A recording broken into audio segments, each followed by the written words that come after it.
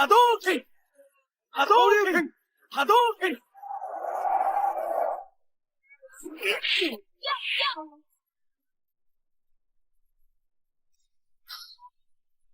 Hadouken! Street Fighter Alpha。大家好，欢迎来到最新一期 Podis Up。今天我们来玩 Storm Collectibles Arena 产品线少年街霸 Zero 版龙与肯。拆盒取物，两者内容相当。人物之外，2颗替换头雕，3队或2队替换手型，各自的升龙拳或波动拳特效键，以及各一件透明支架。街头霸王2当时全球的江湖地位之火爆，此处不再赘述。只是随着各种版本迭代，隔三差五的更新，街霸2已经变成开发团队的枷锁，磨掉了团队最后一丝热情。1994年，卡普空日本内部正在酝酿一款非旗舰定位的新项目，当时暂时命名为 Street Fighter Classic， 因为彼时是任天堂家用机 SFC 的黄金时代，所以卡普空以看似有点蹭热度的方式起了一个项目代号。由于街霸2的正统续作《街头霸王3：新世纪》在更早的时间就开始 Early Access， 因此卡普空的精英团队被调配到了街霸 3.1 的项目组。时任新项目总制作人的船水技校就在思考如何搭建一组新团队来做一款有别于正统严谨续作的试验性质作品。按照新作在街机上运到一定生命周期之后，就移植到家用机 SFC 的计划，船水技校一直在考虑作品的风格定位。在卡普空内部看过街霸 3.1 的开发版本，以及漫威对街霸、X-Men 对街霸等合作在研游戏之后，船水技校明确了自己的想法，那就是打造一款定位明快清爽、老少咸宜的全家欢格斗游戏。伴随人马到位，项目立即启动。人设画风参考了许多漫威对街霸的美系动漫风格，甚至直接启用动画绘制的技术来表达动画的色彩与形变，一改街霸2系列的厚重感。这点导致街霸灵魂设计师安田朗的强烈反弹，乃至多年之后依旧不忘吐槽。客观来说，新作画面中无论背景环境还是人物动态都克制在 SFC 平台的规格，换言之，颗粒度较粗，不算精美。同时，为了降低操作门槛，游戏内对战系统采用了 Zero Combo 连打木压的招式输入方式，也反响平平，再无后续。不过游戏中最惊喜的彩蛋还是龙与肯共享体力槽2打1警察拜森的隐藏模式 Dramatic Battle。 该模式普遍认为灵感来自于动画大电影《街头霸王2》最终决战龙与肯联手打拜森的演出，如此梦幻的体验，玩家们确实梦寐以求。立项角度来说，船水技校当时团队启用的新人较多，卡普空高层给团队相当大自由发挥空间， KPI 难度不高，锻炼新人为主。角色方面，初始版本只有10位面板人物加上3位隐藏角色，除却街霸2主要角色群像的年轻造型之外，罗斯、纳什和丹都是首次登场的新人物，同时还有初代街头霸王造型刷新回归的巴迪与阿顿，以及共享世界观快打旋风中的凯与苏杜姆。一方面，新旧人物的登场承前启后，进一步链接游戏世界观中的群像关系。另一方面，本作的时间线设定在街霸2之前，算是前传性质的故事。玩家们很好奇夹在初代街霸与街霸2之间，大家熟悉角色们当年的模样与遭遇。事已至此，终于到作品正式命名的时刻。卡普空日本遵循他们民俗文化中对零等于强大概念的理解，毫不犹豫地使用 Zero 作为尾缀。然而 Zero 一词在北美自带强烈的负面含义，因此卡普空北美决定将 Zero 变更为 Alpha， 2个单词词源上都有相同意味的部分，玩家们也就轻易理解，并以此来分辨游戏的日版与美版。就此 Street Fighter Classic 更名为 Street Fighter Zero 之后正式诞生。国内早期游戏媒体也顺势将这个抬头翻译成我们熟知的少年街霸。1995年6月27日，少年街霸 Zero 正式在日本街机厅时装，玩家们终于有机会玩到最新的街霸游戏。话虽如此，距离街霸2 Turbo 最新版也就隔了1年零4个月而已。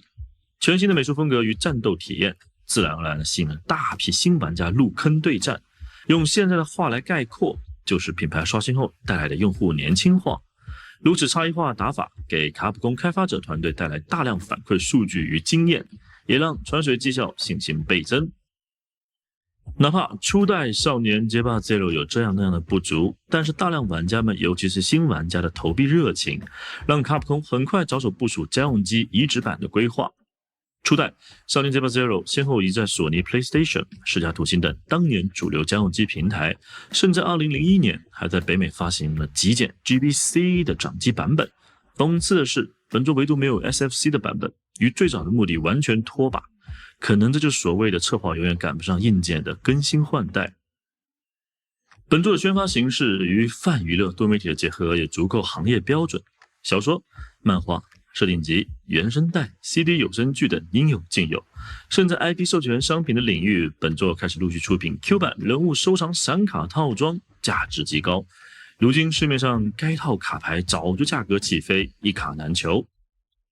当各式各样初代少年街霸 Zero 移植版走进千家万户的时候，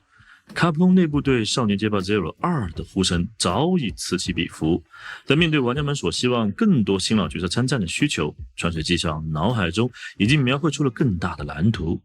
全明星大乱斗的概念在他心中生根发芽，玩家粉丝们想要街霸人物全家桶的诉求岂能忽视？下期少年街霸 STA 魔玩节目，我们再接着聊聊少年街霸 Zero第2部的趣闻轶事。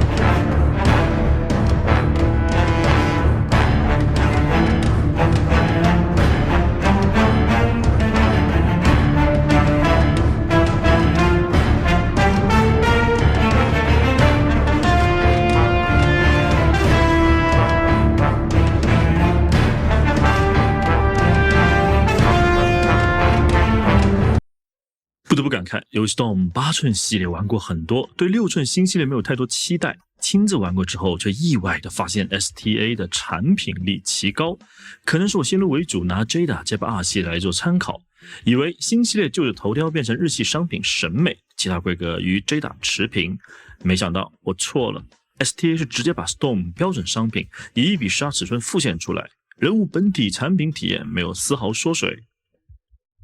外观层面，龙与肯除了头雕与配色之外完全一致。先说头雕，这是 STA 第一波的核心卖点。龙与肯基本抓住了少年街霸画风的精神调性，两位主角以日系青春少年感极强的面貌见人，无论是肯的自信笑容，还是龙的咬牙怒视，情绪感是传递到位的。而且替换头雕拔插手感非常轻松舒适，加分不少。再来是素体全身肌肉，这是厂牌最长版的强项，在本次新品中不因比例缩小有所妥协，依旧是将厂牌最擅长软胶手感完美呈现。不管是可动把玩战斗姿态的时候，还是按压肌肉解压的瞬间，素体都能支棱起来，反馈玩家的正面体验。这个体验系数分加的无可挑剔。接下来看道袍设置，乍一看还以为是 Jada 同厂出品。服饰表面的颗粒刻画与软胶材质都异常相似，道袍的穿脱逻辑与 Jada 也如出一辙，这倒不是坏事，至少工业产能的标准化对玩家来说是低保。下半身道袍与髋骨、膝盖、踝足等关节切面都很合理，大幅度增加了素体的可动表现。最后不得不吐槽还是配件的分量，肯还好，3对替换手型对应升龙拳、火焰、特效剑，就算少了个波动拳也能接受。龙就差强人意，因为支撑波动拳透明棍棒的成本，导致产品只有2对替换手型，这种阉割感真的大可不必。毕竟1对手型成本没多少，可能厂牌觉得附属透明塑料与金属的支架才是产品亮点，鼓励玩家少换手型，多凹造型。